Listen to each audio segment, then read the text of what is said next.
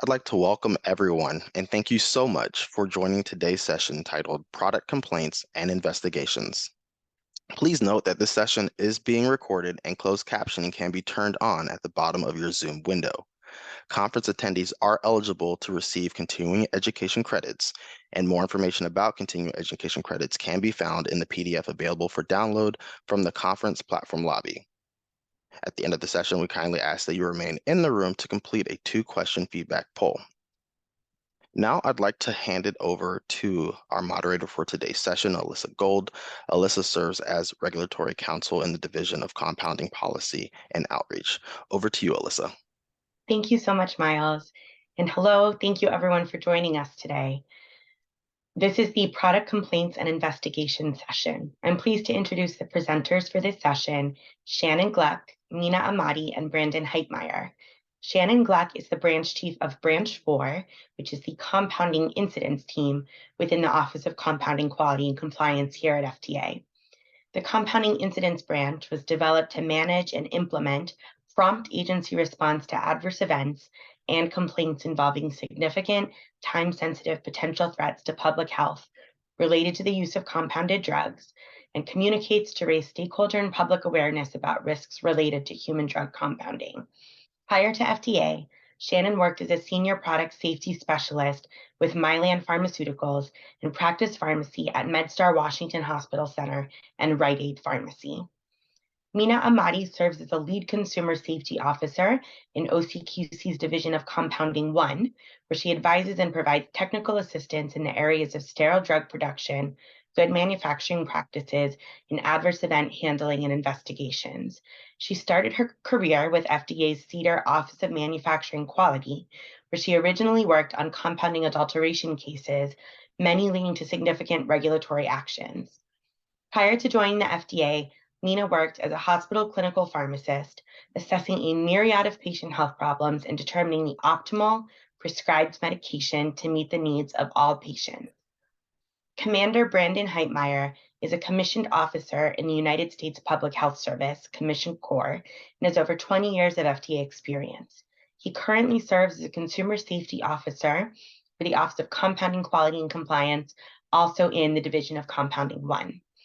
In DC1, he serves as a leading subject matter expert in pharmaceutical adulteration and quality and reviews and advises senior FDA management on technical matters for compounding incidents, adverse drug events, and other compounded drug complaints. Today, Shannon Glueck will share a presentation on compounding incident management. Next, Brandon and Mina will share a presentation on complaints and investigations for compounding incidents. We'll then hold an open question and discussion session with the audience as time permits. Please add any questions, to the question and answer box at the bottom of the screen throughout the presentations. We'll address as many as we can during the session at the end. Thank you so much for joining us today, everyone. Shannon, take it away. Thank you, Alyssa. Good afternoon. My name is Shannon Glueck. I'm the branch chief of the Compounding Incidents Branch within the Office of Compounding Quality and Compliance. And today I'll be talking to you about the management of compounding incidents received by the agency. Next slide, please. During the presentation, we'll describe the types of adverse event reporting, explain adverse event reporting requirements for outsourcing facilities, highlight data related to the reporting of incidents to FDA's Compounding Incidents Program, describe the surveillance activities of the Compounding Incidents Branch, understand the overall process of investigating compounding incidents, explain the intention of compounding risk alerts and provide examples, and discuss examples of compounding incidents investigated by the FDA. Next slide. FDA's Compounding Incidents Program aims to protect the public against poor quality compounded drugs through surveillance and review of incidents, which include adverse event and product quality reports. As the incident program identifies risks related to compounded drugs, it takes action to mitigate these risks. And the program also communicates to raise stakeholder and public awareness about risks related to human drug compounding. And I'm going to walk you through that process in a bit, but first let's talk a little bit about what an incident is and look at some of the metrics for the program. Incidents generally fall into 2 categories: adverse events and complaints. An adverse drug experience, as defined in regulations regarding marketed unapproved prescription drugs, is any adverse event associated with the use of a drug in humans, whether or not considered drug-related, including an adverse event occurring in the course of the use of a drug product in professional practice, an adverse event occurring from drug overdose, whether accidental or intentional, an adverse event occurring from drug abuse, an adverse event occurring from drug withdrawal, or any failure of expected pharmacological action. And we consider complaints to be reports where an adverse event did not occur. Complaints can fall into a wide range of issues. It could be office stock, compounding what are essentially copies of approved or commercially available products, product quality issues such as contamination, particulate matter, or pH issues, complaints of unsanitary conditions within a facility, or failure of an outsourcing facility to comply with the CGMP requirements. These are examples of the types of reports that would fall into that complaint category. And the cases that we receive are logged into an internal database and reviewed by our branch for any necessary action to further investigate. Next slide, please. There's two types of adverse event reporting: voluntary reporting and mandatory reporting. Voluntary reporting is primarily made through the MedWatch program, though there are other avenues for reporting. The MedWatch program is for healthcare professionals, such as physicians and nurses, and also consumers and patients. This would also include reports from pharmacies or physicians that compound drugs under Section 503A, since those facilities are not explicitly required under that section to submit reports of adverse events to FDA. Next slide.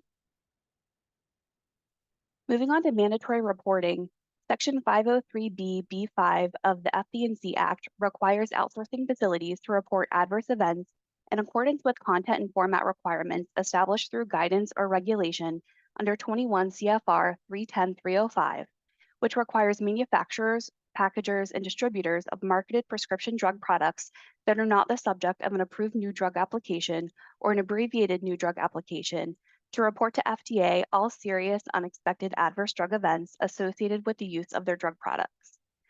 These must be submitted to FDA within 15 calendar days of receipt of the serious unexpected adverse event.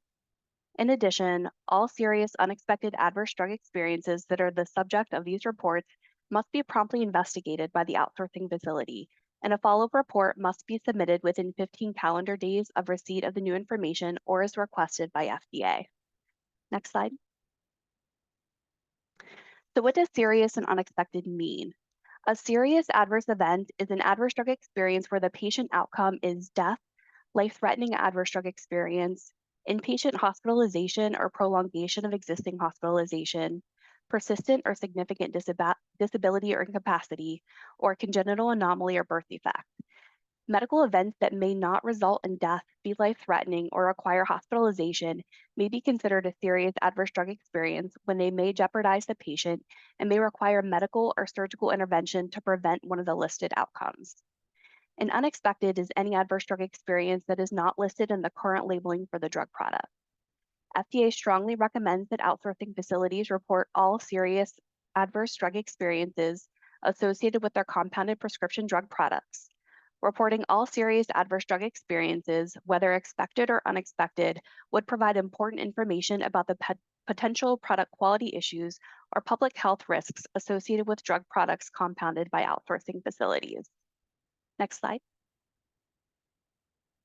Additionally, outsourcing facilities must report electronically through either the Safety Reporting Portal, which requires a free account, or the Electronic Submissions Gateway.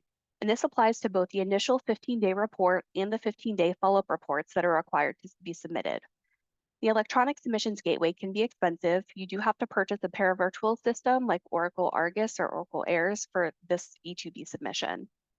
Next slide. I want to quickly highlight some of the metrics for you. This graph shows the total number of incidents we receive by fiscal year. There is a significant increase in the number of reports received in fiscal year 2020 in green as compared with fiscal year 19 in red, which may be associated with the increase in the number of reports submitted by outsourcing facilities, which you'll see on the next slide. However, the number decreased slightly in fiscal year 21, which is in orange, during the height of the pandemic, and rose again in fiscal year 2022. Next slide. Since the 503B outsourcing facilities register with FDA and have certain reporting requirements, I wanted to highlight for you some of our incident metrics from fiscal year 2019 to 2022. Overall, we have seen growth in the number of reports received from outsourcing facilities since the inception of the incidence program. The number of self-reports from the 503B outsourcing facilities over tripled in fiscal year 2020 compared with fiscal year 2019.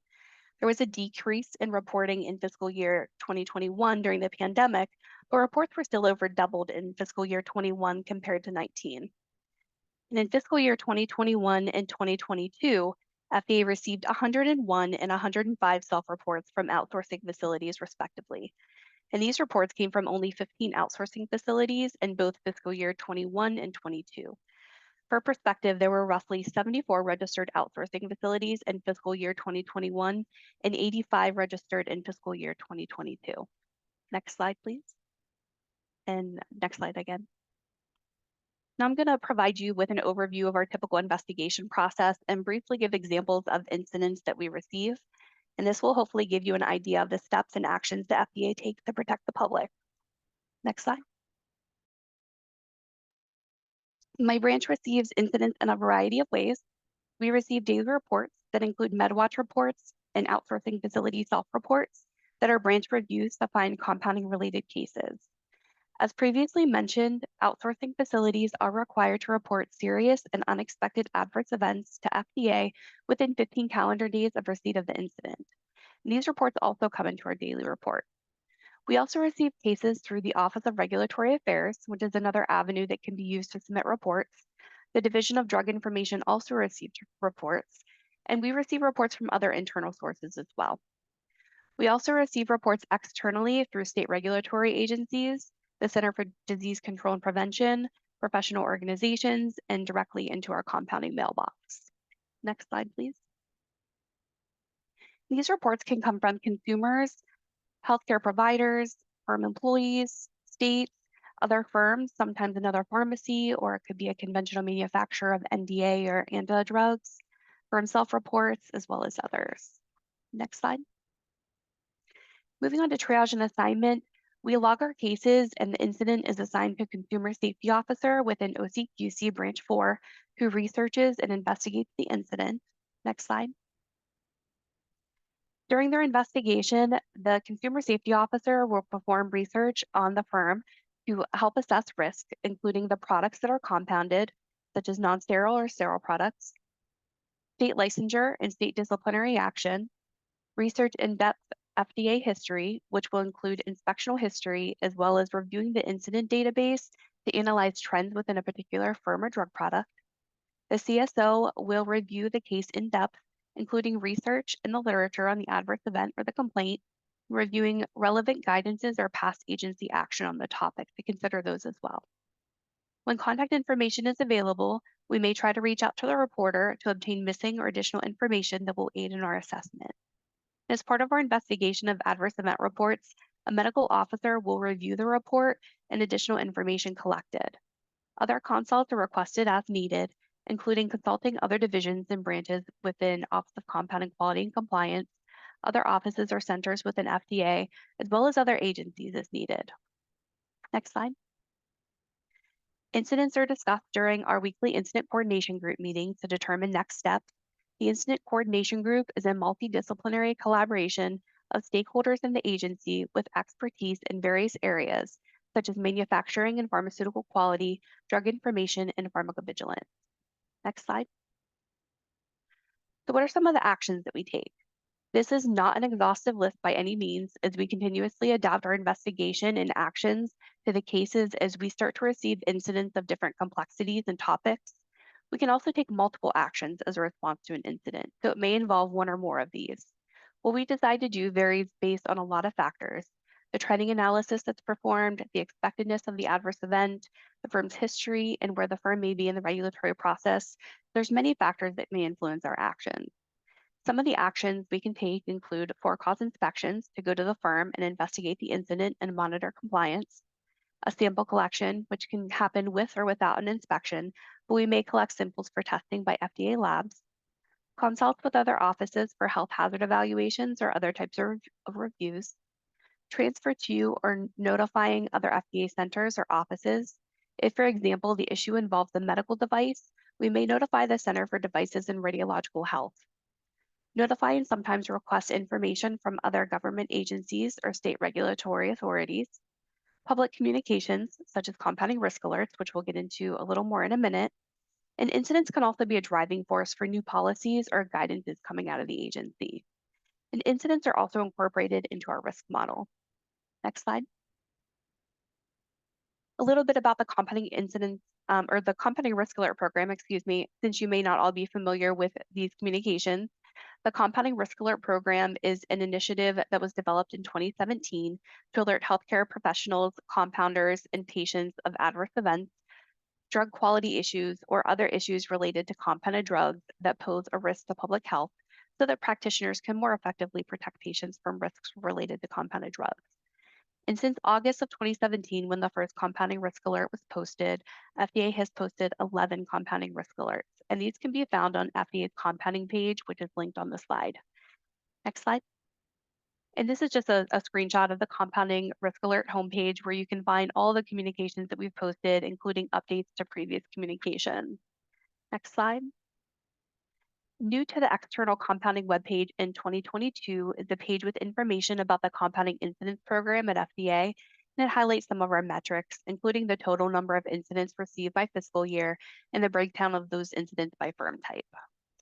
Next slide. I'd like to now present 3 incident case examples which identify elevated risk associated with compounded drugs. Next slide.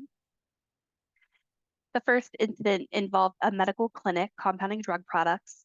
In February of 2021, the FDA was made aware of a 50-year-old female patient who was hospitalized and treated for suspected septic shock with multi-organ failure after receiving vitamin infusions compounded by a clinic. The patient's blood cultures grew Pseudomonas. The FDA promptly collaborated with state regulators and an inspection of the firm was initiated. A 5-item FDA 483 was issued at the conclusion of the inspection. Several deficiencies, including in sanitary conditions, were observed, including but not limited to lack of certified ISO 5 classified area for sterile compounding, contamination in compounding areas, including peeling paint, stained work surfaces, visibly dirty equipment, and air vents with dust and grime, difficult to clean equipment and surfaces such as carpeting and the IV storage and mixing room, standing water in a refrigerated storage area used to store sterile vials, the use of expired active pharmaceutical ingredients to prepare sterile drug products, and sanitary conditions such as these contributed to poor quality compounded products and elevated patient risk. This firm was issued a warning letter following this inspection. Next slide. The next case example is related to compounding by a 503A pharmacy.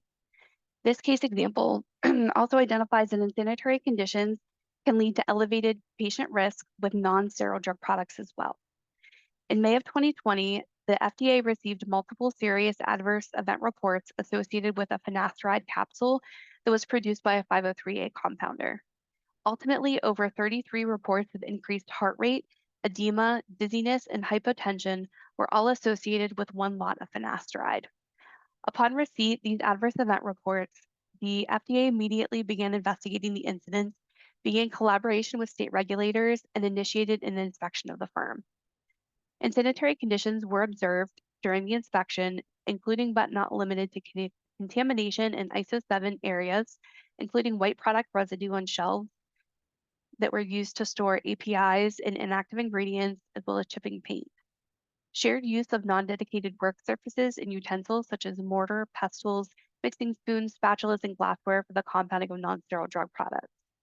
And it was subsequently determined that the lot of finasteride was contaminated with undeclared antihypertensive drug minoxidil. The undeclared minoxidil levels were found to be greater than those found in FDA-approved drug products, and consumption of undeclared minoxidil would result in pharmacological effects consistent with those listed in the adverse event reports. And more significantly, the consumption of undeclared minoxidil could put patients at risk for developing heart failure or other heart damage.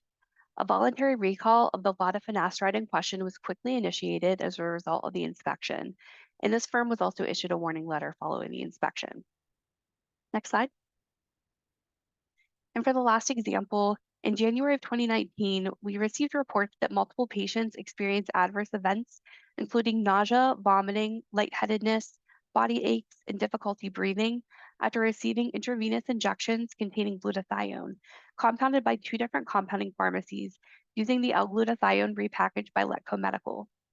FDA confirmed with the original ingredient manufacturer that L-glutathione powder used by both pharmacies was a dietary ingredient not intended for use in sterile drugs. We collected the L-glutathione powder samples from Letco and from one of the pharmacies that compounded the product. All samples were found to contain excessive bacterial endotoxin levels, with some results as high as 5 times the appropriate limit. The reported symptoms the patients experienced were consistent with symptoms associated with exposure to inappropriate endotoxin levels. This incident also resulted in a compounding risk alert, which was posted in June of 2019, and it stated that ingredients not intended for use in compounding sterile injectable drugs can be harmful when administered to patients. It also recommended compounders understand that quality should be built into the drug product. Testing of the finished product should not be the sole consideration to ensure quality.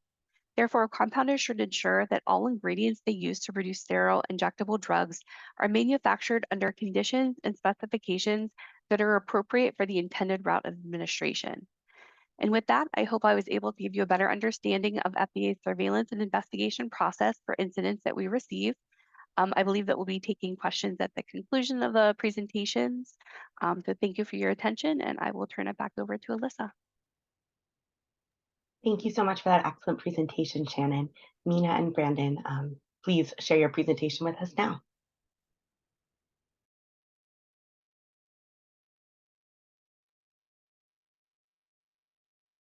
Thank you, Alyssa. Good afternoon, everyone. My name is Mina Ahmadi. I'm one of the team leads within the Office of Quality and Compliance, Division of Compounding 1. And I'm joined by my fellow colleague, Commander Brandon Heitmeier. We'll be presenting complaints and investigations involved in compounding incidents. Next slide, please. During this presentation, Brandon and I will be going over our roles and responsibilities within the Compounding Incidents Program. Then we'll be going over what documents and information we receive related to incidents and complaints. Finally, we'll go over some case examples of actual incidents and complaints that we have encountered dealing with some of the following drug products, which includes ophthalmic injections, IV drugs, syringe drug products, ophthalmic solutions, and sterile drug products. Next slide, please. Within our division, our responsibilities include helping to protect patients from poor quality compounded drugs, which may pose a significant risk to public health. We help develop compliance and enforcement strategies, guidances, and policies.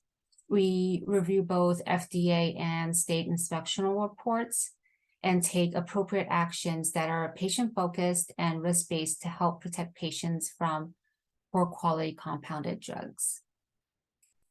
Next slide, please. We are involved in the weekly Incident Coordination Group ICG meetings. OCQCDC1 provides consults within the incidents group to review adverse events and complaints. We review and evaluate information obtained by the incidents team related to MedWatch reports.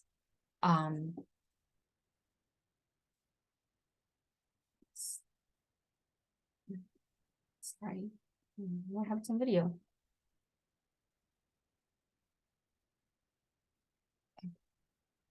Okay, can you guys hear me? Sorry. Yes, we can hear you. Okay, I don't know, I just can't see myself. We review and evaluate information obtained by the incidents team related to MedWatch reports, state inspectional reports, NABP reports, and investigations. We focus on adulteration related to insanitary conditions, product quality, and CGMPs.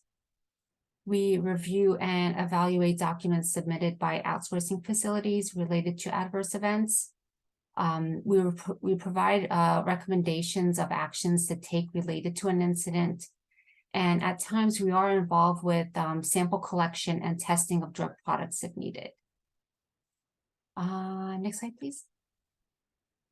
So the types of information that we receive on incidents Firstly, this includes patient information that may be the age, gender, past medical history, if any, and medication history.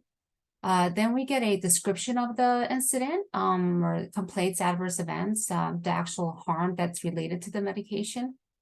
And this may include a description of symptoms and any medical visits or hospital visits. Also, we receive information on the date and time of the incident that occurred. So sometimes we do get a timeline of events as it relates to the incident. And then we get the drugs involved, including the manufacturer, lot number, expiration date. And this is important to us to determine if there's any trends involving the drugs in question and if sample collection for testing is warranted. Next slide, please.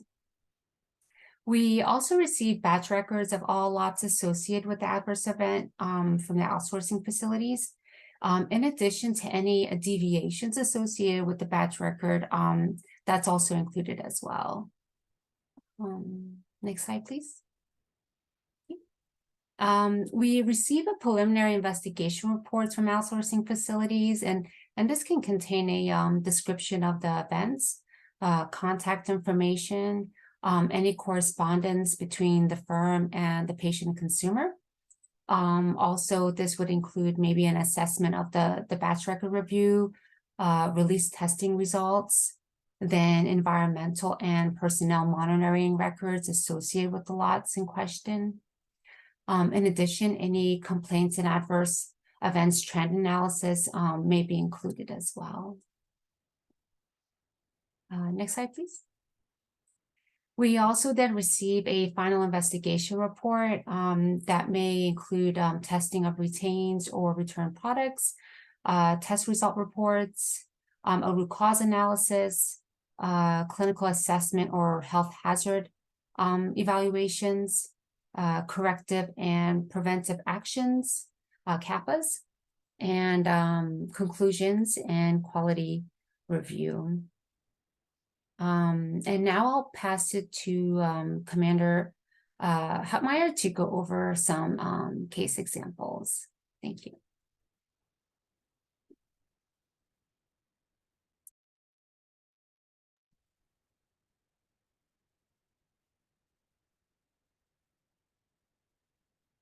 Good afternoon. Thank you, Mina, and thank you for everyone else joining today. I am Commander Brandon Heitmeier. Excuse me, and I will go over some examples of inadequate investigations from outsourcing facilities that we have received from the incident's perspective. In this portion, we are going to go over some examples of, like I said, inadequate investigations that we have come across during our review of incidents, which is mainly complaints and ADEs. This is a bird's eye view of the investigation and not an official inspection per se. There were no 483s, FDA 483s issued at the time of the incident review. However, in some cases, follow-up inspections were performed, and if deficiencies were observed by FDA investigators regarding any ADEs or complaint investigations, then they are often and have been cited on FDA 483s at the conclusion of the inspection. Next slide, please. So I provided a disclaimer here, which basically says that none of the cases or investigations presented in these examples are actual verbatim cases, but all of these individual elements have been made up from previous cases of outsourcing facility investigations and have been encountered by FDA. So basically, we mixed and matched and changed certain information so that no one and no outsourcing facility is embarrassed or singled out.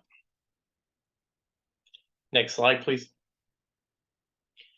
So in this first example, we have a situation where we have reports of 18 patients from more than one clinic reporting an adverse event that involves gritty feeling in the eye after receiving antibiotic ophthalmic injection. And these AEs were shared with the outsourcing facility, either by the reporter or FDA or a combination thereof. So in these incidents, we typically request more information from the reporter and the outsourcing facility, investigation specifically, and sometimes only the preliminary investigation report is available. And that's okay, as long as you let us know your expectation of completing your final investigation and that you progress towards that goal. So in this example, at some point, we were provided with the outsourcing facility's final investigation report. Holistically, looking at the known facts here, there is no product to be returned, examined, or tested, but the outsourcing facility has plenty of inventory and retains on hand from the implicated lot. So we drill down into the outsourcing facility's investigation and find that they did a thorough review of the batch records and deviations and supporting records, release testing, and they performed a visual inspection of the retains from the implicated lot. As a side note, I use the term retains for what is officially called reserve samples with respect to CFR 21 Part 211. So after doing all this, the outsourcing facility concludes that there's no apparent contributing manufacturing event or deviation and no apparent drug quality issue. Next slide, please.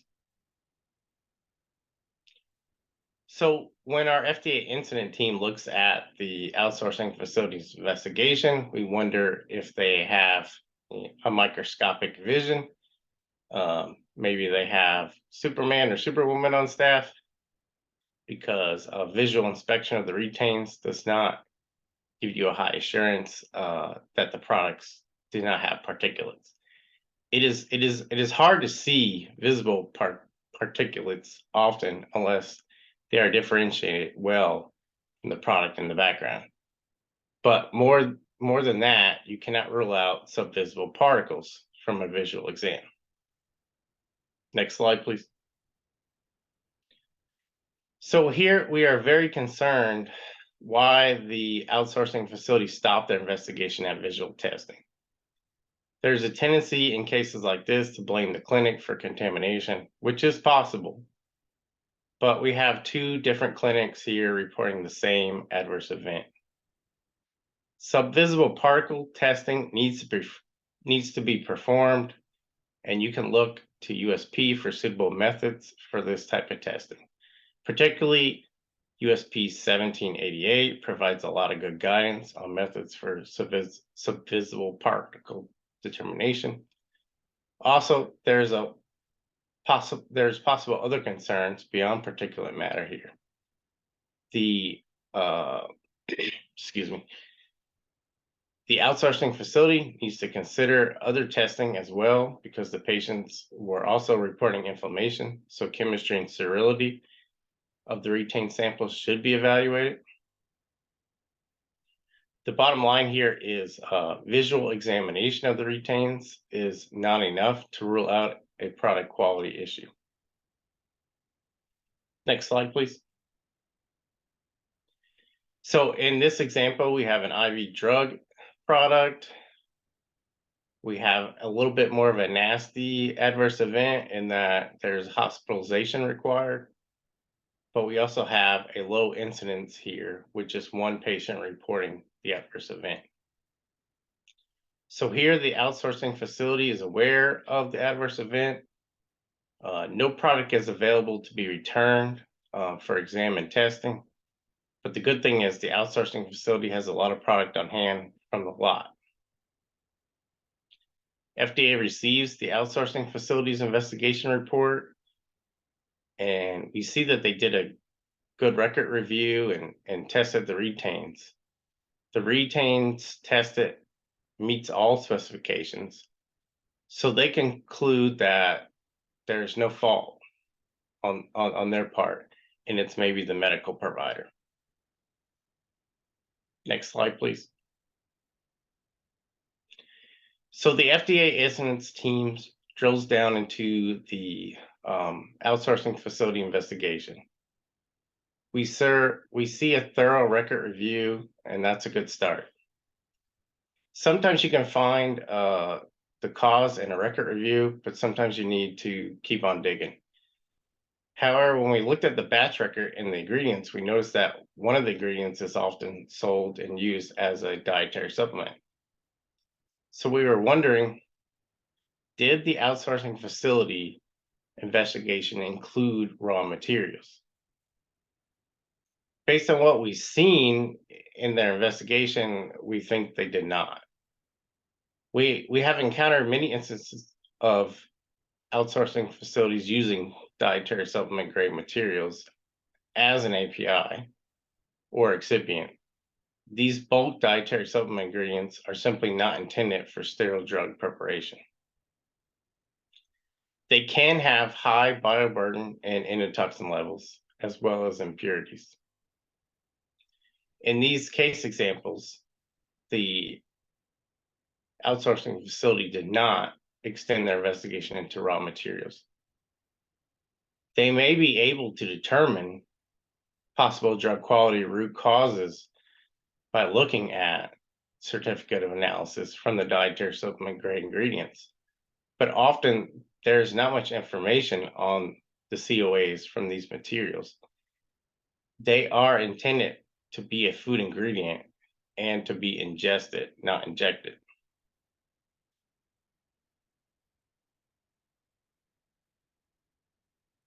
Next slide, please. Okay, for this next example, I'm going to go a little bit faster. Hopefully everyone has caught on to the flow from the last two. Here we have a complaint of a product packaged in a clear syringe, and it is a gel. I think the product is actually topical, and they just got creative with the packaging in a syringe. So don't think this is an injectable product. Anyway, it's apparent by the clinician handling the product that it's discolored.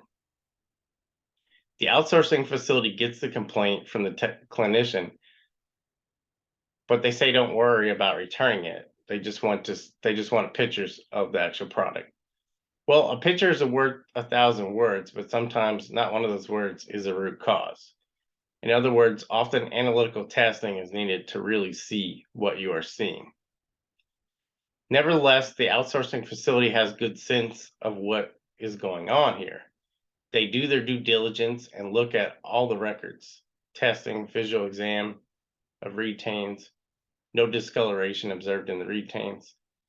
They note that their product label is well thought out in that it says, do not use if discolored. Next slide, please. They feel really good about their warning label in order to cover themselves, not to use if discolored. Well, I'm not a lawyer, but I do know that putting a warning or disclaimer on a label does not absolve drug producers rather of their obligations under CGMPs. So when the FDA incident team looked at this investigation, we noted it did not mention anything about their packaging.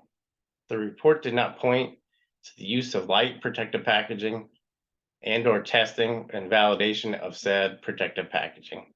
So from a CGMP perspective, the firm did not demonstrate that the packaging is light protective throughout the labeled shelf life. Next slide, please.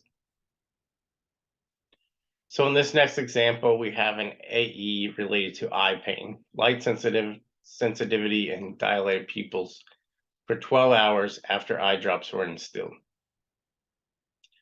The product is expired after the adverse event is known to the outsourcing facility. Records are reviewed, including formulation, and visual exam is done for the retains.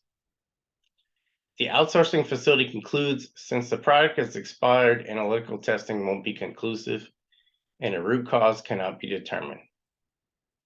Also, the outsourcing facility feels that this type of adverse event can't be differentiated from a patient over administering the drug. This drug contained atropine, which is used for pupil dilation. There is certainly a possibility of medical error or patient error, but the outsourcing facility needs to investigate what could have possibly gone wrong in their realm, so to speak. Next slide, please. Pupil dilation is an intended effect of this product. However, the extended dilation of 12 hours is not. Superpotency is something that should be investigated. In lieu of testing the expired product, the outsourcing facility looked at their production records and determined that the correct amount of atropine API, or drug substance ingredient, was added to the batch. However, when FDA incidents team looked at their investigation and their records, we noted that atropine API, drug substance, is added by one person, and there appeared to be no second person verification of the measured amount, nor were there scale, balance, or printouts retained in the batch records. For critical steps like measuring out an API, you want a second person verification, either through observance or through an indelible record, like a scale balance printout. The outsourcing facility did not look at the possibility of human error in measuring out the API and then recording the right figure in the batch record. Moreover, if they had looked at the verification issue and determined that they have no way of telling post-production if there was a measuring error, then they should initiate a CAPA to address this and put some controls in place. Additionally, there's nothing wrong with testing expired product from an investigational and informational standpoint. And what I mean by that is if the expired product was found to be super potent, then it is indicative of a root cause, because most formulations, the expectation is reduction in potency over time, not increase in potency. So that could be taken into account. Next slide. In this adverse event, we have a physician reporting cellulitis in 8 patients after administering an IM injection. The outsourcing facility does their due diligence and contacts the physician to get more information. The outsourcing facility also looks at what they have distributed and what they have on hand. They also begin an investigation starting with records.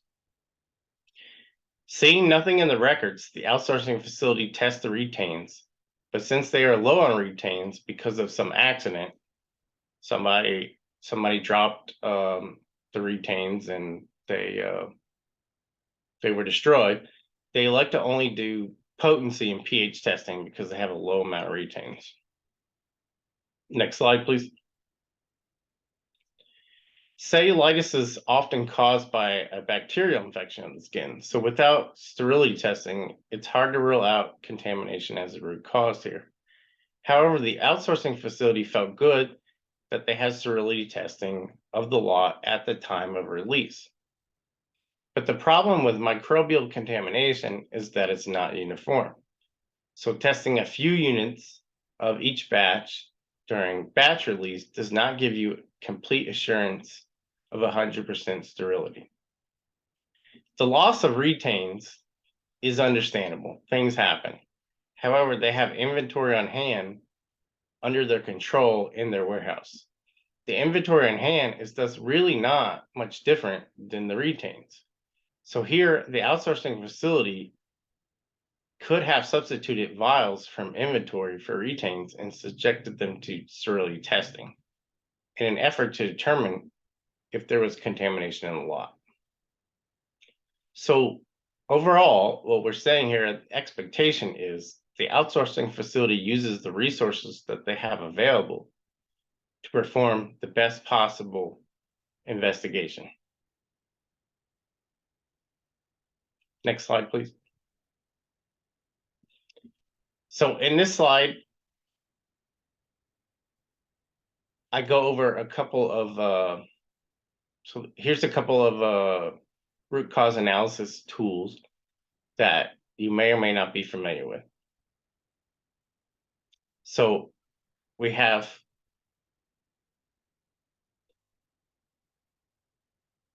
So on the left, you have an Isakawa diagram. I'm sorry if I didn't pronounce that correctly, also known as a fishbone diagram. What is displayed here is not an example of a manufacturing investigation, but rather solving the problem of a delay in delivering medication to the bedside. I intentionally wanted to show this example for you because those who are familiar with fishbones, you can use those for any purpose of solving any problem anywhere. But for pharmaceutical investigations, typically the bones of the fish are the 5 M's, which are man, materials, methods, measurements, Mother Nature, which is also called environment. On the right side, we have the 5Y diagram, which you can also use in pharma investigations, but also many other things. If you follow the Y's to the bottom, your root cause is man or some other thing. In this incident, in this particular case, it's forgetting to check the alarm clock. So in review of the examples that I highlighted above, we can find examples of the M's that were notable in each case. So in our first case, the ophthalmic ejection with the gritty nature, we can attribute the method as the M, as in a factor not being able to determine the root cause. In our second example, the IV drug product using dietary supplement ingredients, we can also attribute the M to materials.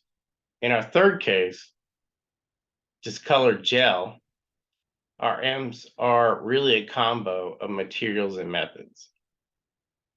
And in our fourth case, ophthalmic solution with an extended effect, potency issue, our M's are a combo of measurement and man. And in our fifth case, intramuscular injection cellulitis, our M's are really a combo of Mother Nature and man because an accident happened. Thank you very much thank you very much. I will turn it back over to Mina for the next portion of our talk.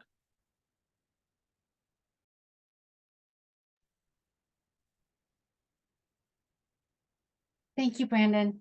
Now I'll be presenting an example of an adequate investigation.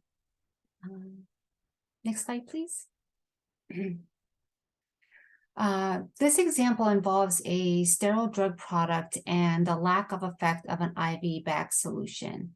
An outsourcing facility reported a patient with septic shock was being transitioned on an IV infusion. A patient did not respond to new therapy and a new bag was given, and the patient responded.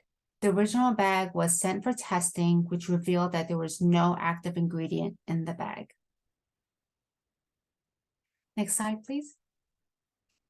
This firm provided batch records, investigation reports, and CAPAs. They performed an investigation involving process review that included but was not limited to the following information: raw material review, batch records of bulk formulations, specifically weight tape, testing of retention samples, analytical testing, and other complaints. Next slide, please. Additionally, documents provided by the firm in support of their investigation and CAPA were included. And as I mentioned, they included the weight tape, retention sample records, material work orders, compounding reconciliation, dosing weight verification record, awareness communication and training of staff on procedure updates, and a root cause analysis. Next slide, please. In the firm's investigation report, they provided a detailed root cause analysis that gave an overview of the complaint and all factors to consider. Next slide, please.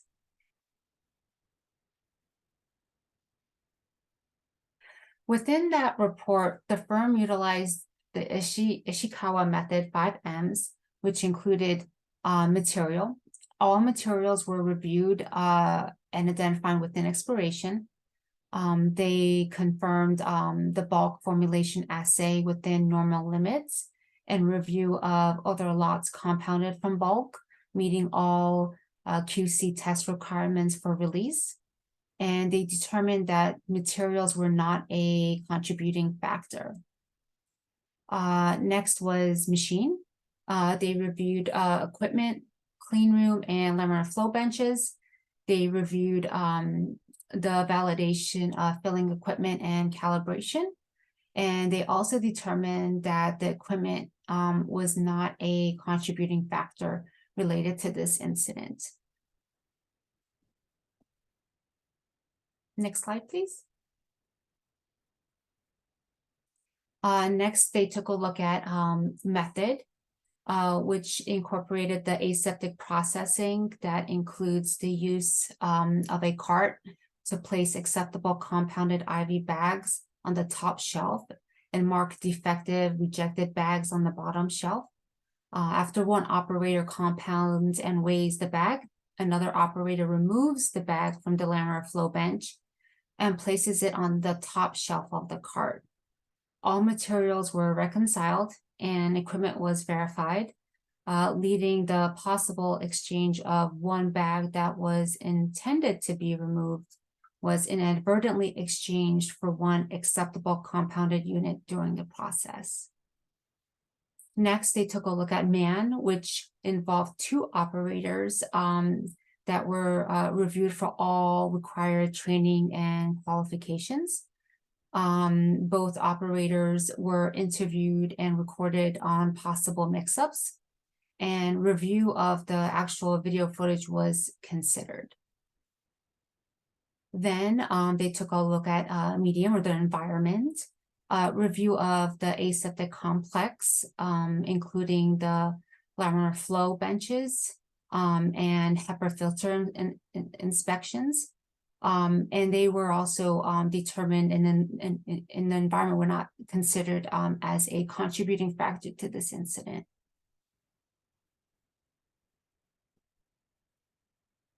Next slide, please.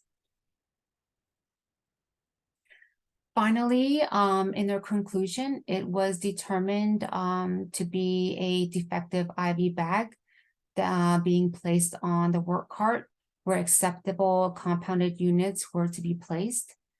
Typically, defective or unused IV bags would be placed on the bottom of the shelf.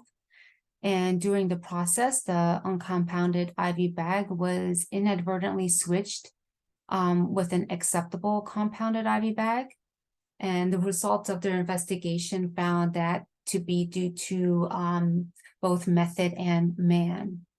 Method in providing clear instructions and revisions in process handling of defective uncompounded IV bags. The man in handling an unintentional exchanging of one uncompounded defective bag for an acceptable bag. And the returned suspect product did result in zero potency.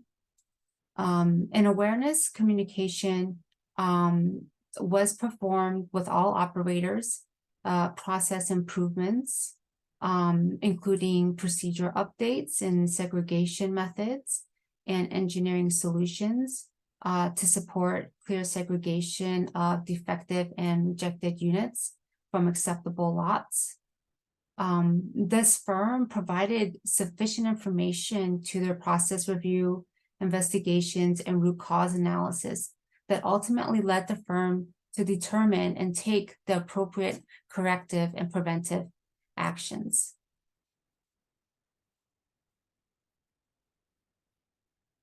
Next slide, please. That is the conclusion of our presentation. Thank you very much, and open to any questions.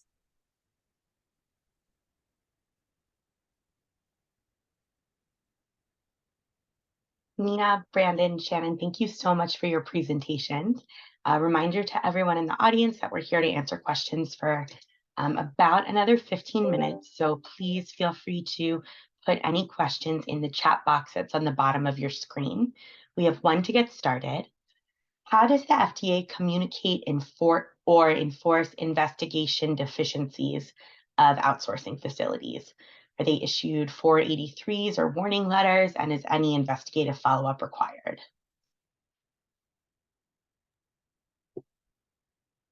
Thank you, Alyssa. I can take that one. So when we review your investigation per the incident's perspective, we are not going to issue a citation or a violation. But should we see deficiencies in it, if you are outsourcing facility, we are going to request follow-up on that. And when the investigators go out there, they will review all documentation for your said investigation. And if they find a deficiency, they can cite it, particularly under 211 Part 192, failing to have a thorough and adequate investigation. I hope that answers your question. If not, please reply further. Thank you. Thank you, Brandon. Does the FDA expect 503Bs to test a product once it's been used or administered to a patient if there's an adverse drug event that occurs?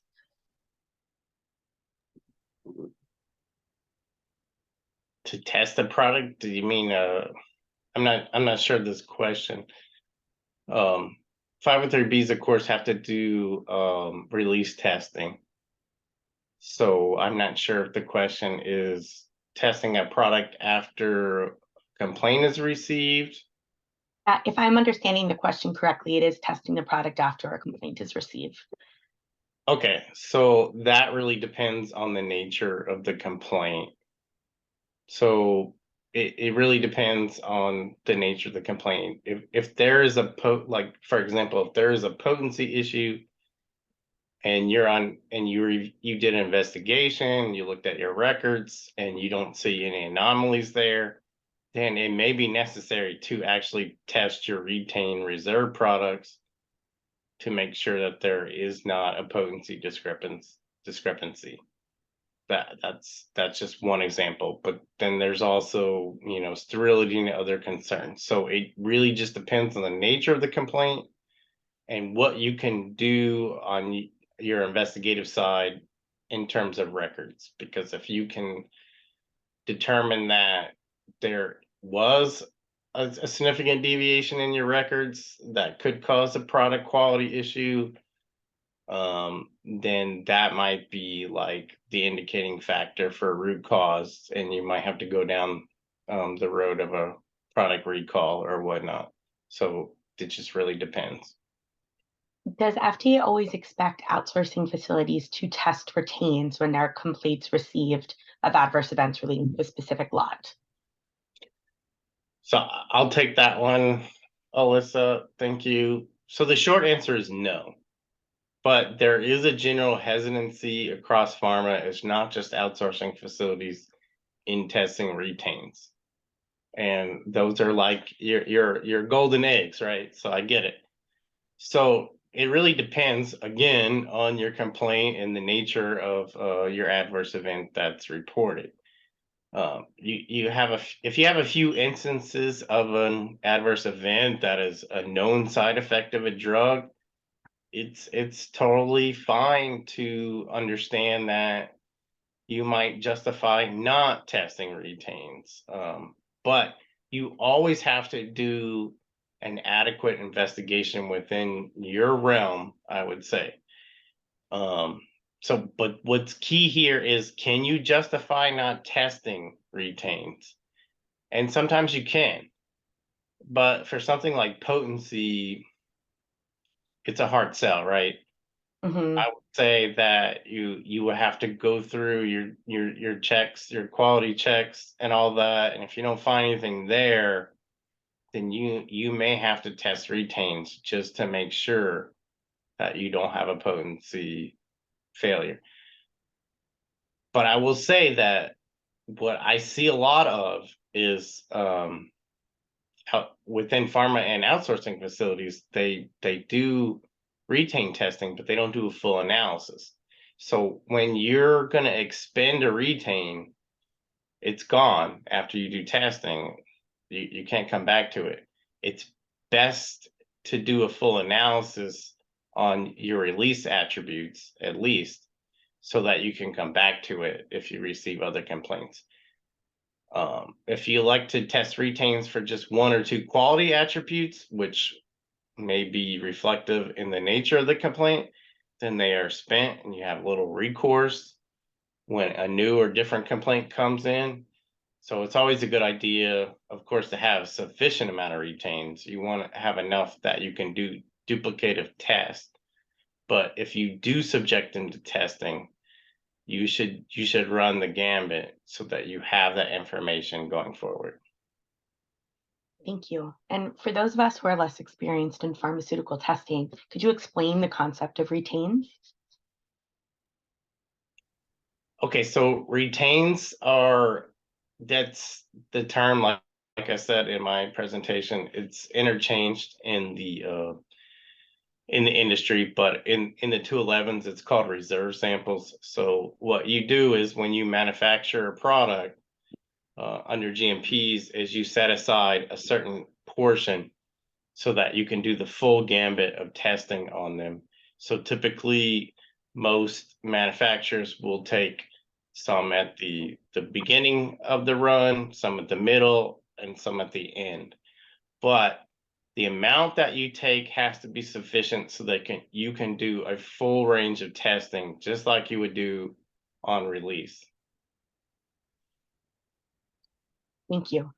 We did get some clarification about the earlier question. So I think the situation is, if a patient is hooked up to an IV and experiences an adverse event from a compounded drug that they're receiving, assuming that there's any product left in that particular IV bag, is the outsourcing facility expected to conduct any testing on that once the adverse event has been reported? So in that scenario, there's not a complete GMP perspective to test it. You can test it. It's up to you to decide.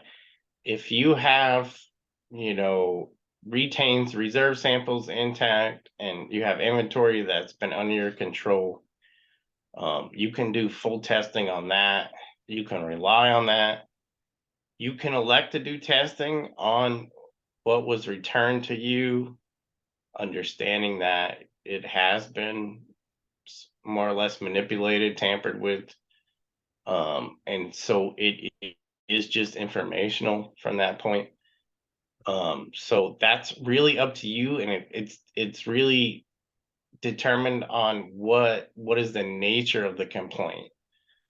But you can, within GMPs, you can rely on your retained testing, provided that the understanding is those products left your facility, they may have been abused, they may have been tampered with. So if you elect to test them, it's from an investigational, informational standpoint. And 503A pharmacies, of course, are not subject to CGMP. Would you recommend that 503As also retain samples? So there is no requirement for 503As to retain samples. Okay. Does the FDA feel that the outsourcing facility industry in general is reporting an appropriate amount or the appropriate amount of serious adverse drug events? I can take that one, Alyssa. There's really no specific number of reports that we would expect to receive. We do expect that outsourcing facilities report all serious unexpected adverse events that they receive. And I would just encourage you to consider if your facility is, appropriately reporting, and, make sure you're looking at your SOPs to ensure compliance. Thank you, Shannon. Does the FDA have any tools comparing or contrasting incidents with compounded drugs versus incidents with FDA-approved drugs?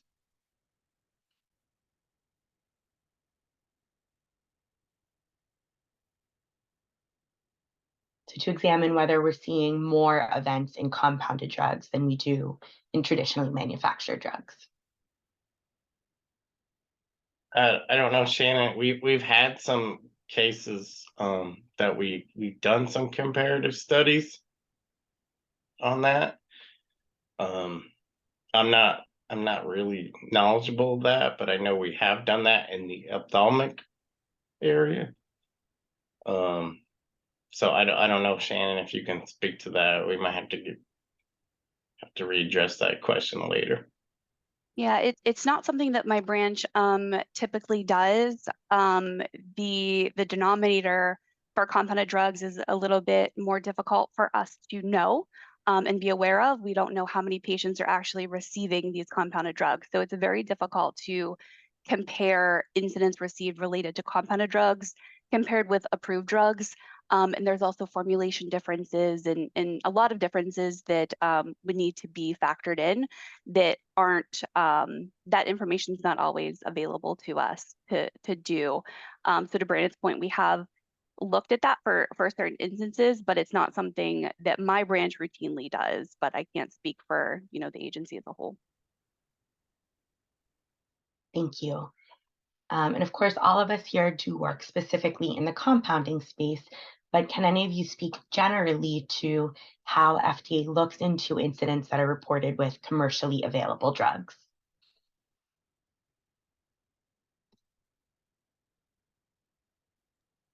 Any similarities or differences in the processes that we have as an agency for investigating these adverse events that are reported?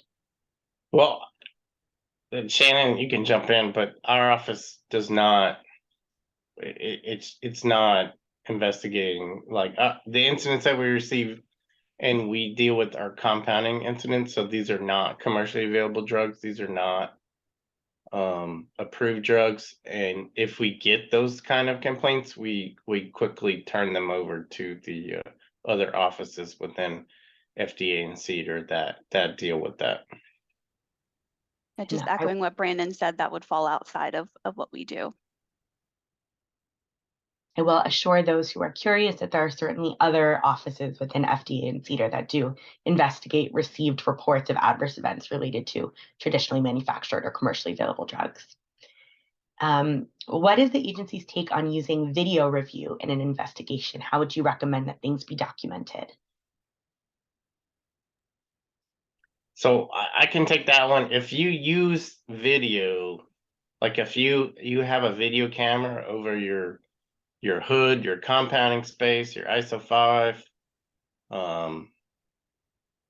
anything in the preparation of a drug, it then becomes a GMP document if you're an outsourcing facility now. So that becomes a GMP document, and if you use that as part of your review and your investigation, then you need to retain that just as you would a paper batch record. It's all the same. So I hope that answers the question. If not, please reply and clarify, and I will try to follow back up on it. Thank you. We have a question now about the known side effects issue. So for compounded drugs, are you expected to report any and all complaints related to side effects, even if the drug side effect is something that could be expected from the drug?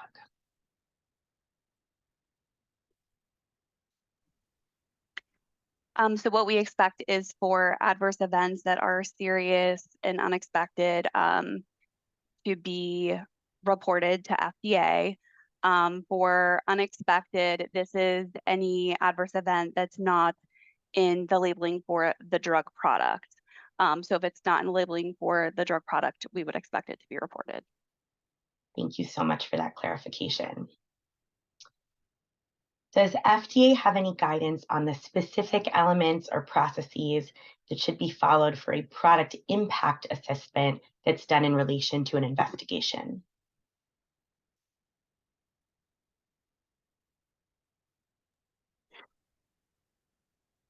Okay, I'll try to take that. I mean, product impact statements, product risk statements are really kind of,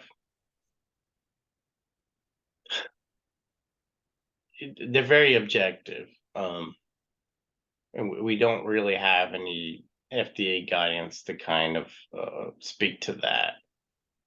If there's a known product, a known product quality issue, if there's a known, OOS, so out of specification, if there's something wrong with the product, then more than likely you need to do a recall. You need to address that issue. Speaking within GMPs and regulatory and statutory requirements, that's usually the case. You can conclude, via medical doctors and whatnot, the risk and whatnot, but in that realm, that's usually what needs to happen is you need to address the product on the market, and then you need to address the problem, the incident that happened within your control and address it. Thank you. If a full and thorough investigation into an adverse drug event has been performed and there's no root cause identified within the production process, will FDA accept patient variable response as a root cause? I'm not sure what patient variable response is, but you can do I would just say you can do a very good investigation and not find a root cause. That's okay. But as long as you do a thorough investigation, I don't know, I'm not sure what the questioner means about patient response variable, because there are some things that could be attributed to either side effects or medical practice or patient use. But what we really wanted to show in some of our case examples is that you need to do your due diligence as a outsourcing facility, and do a thorough investigation on your side. You have no idea what happens in the clinical space. That's acknowledged by us. We understand that, but you can't just look at something and say, oh, must be a doctor, must be a patient. You have to do your thorough investigation. And if you do your thorough investigation and you can't find a root cause, that's okay. Thank you. We have one last question. Does the FDA complete their own investigation of complaints or adverse drug reports, or do they just rely on the outsourcing facility's investigation?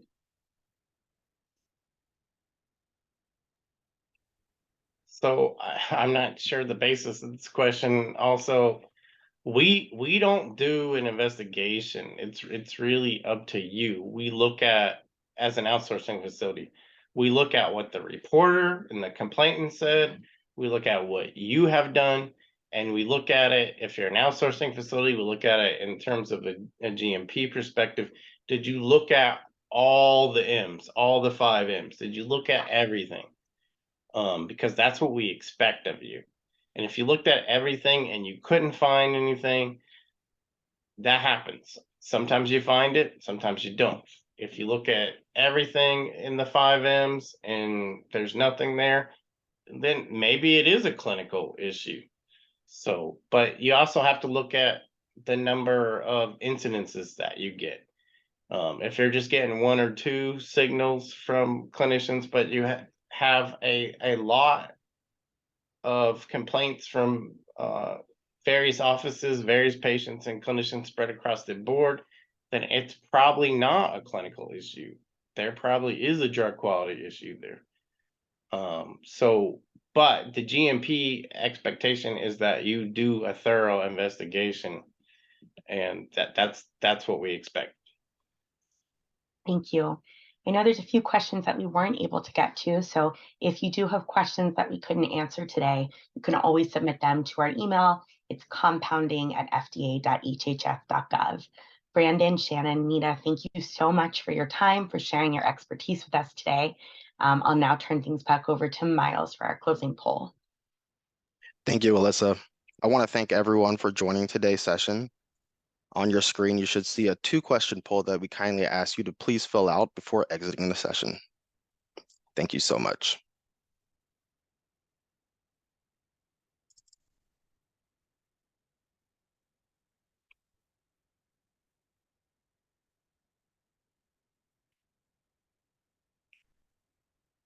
And I want to kindly remind everyone before they exit, we do have the questions and discussions with FDA session coming up next at 2 o'clock. So we'll look forward to you joining there.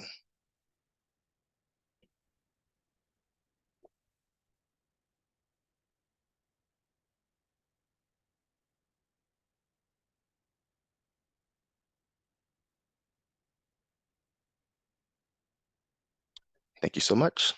We'll talk soon. Bye-bye.